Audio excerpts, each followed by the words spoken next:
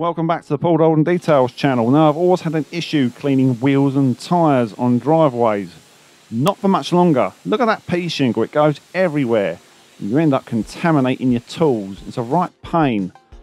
These are RIMMATS. These are a British company, a British design. It may be the answer to all your problems. You get two fronts, which have the chogs, and you get two rears. They're the flatter ones. And they're very simple to use. Simply place it in front of the front wheels and then place them in front of the rears. Line up the grooves with the wheels. And then simply drive onto them. And you'll feel the chog stop the wheel.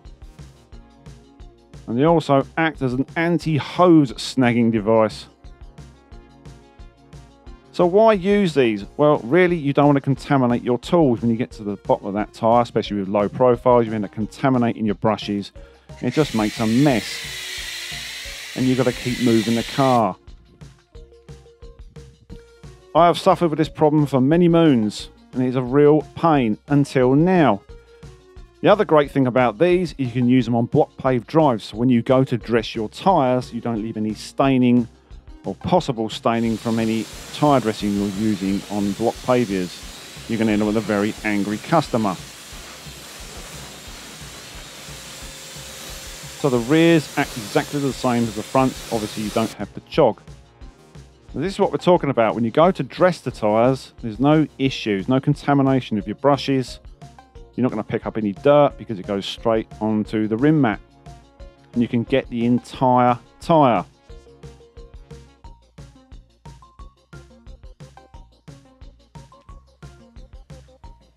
So once you've finished, just maneuver your car, reverse it, rinse them down, and you're good to go. There you have it, a very clean wheel and tyre. Construction wise, this is what they look like. So the stones can go into those recesses.